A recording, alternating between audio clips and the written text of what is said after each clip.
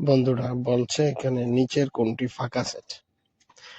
1 number অপশনে কি বলছে, ক নাম্বারে বলছে যে এক্স যেন এন, এন মানে হচ্ছে আমরা জানি স্বাভাবিক সংখ্যা, এন মানে কি স্বাভাবিক সংখ্যা। তাহলে আমরা যদি ক কে অ্যানালাইজ করি তাহলে দেখবো আমরা যে এক্স স্কয়ার সমান 2 বা এক্স সমান √2।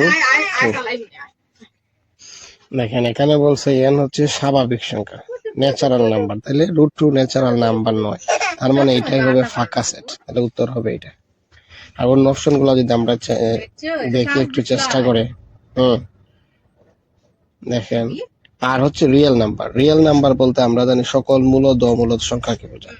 তাহলে আমরা দেখেন এক্স স্কয়ার সমান 2 দিছে, বা এক্স সমান হচ্ছে লাগে √2, আর √2 আর সমান আমরা জানি যে সকল মূলদ ও অমূলদ সংখ্যার সেটকে বোঝায়। এই জন্য √2 একটা মূলদ সংখ্যা, তাহলে এটা ঠিক আছে, এটা ফাঁকা সেট হবে না। এই অপশন বাদ।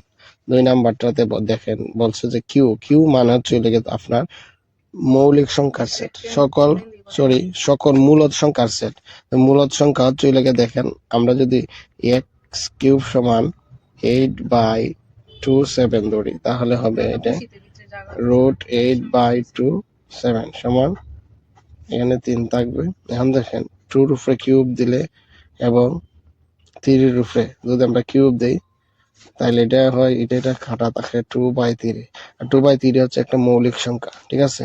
2 ও মৌলিক সংখ্যা, 3 ও মৌলিক সংখ্যা, তাহলে এই উত্তরটা এটা হবে না।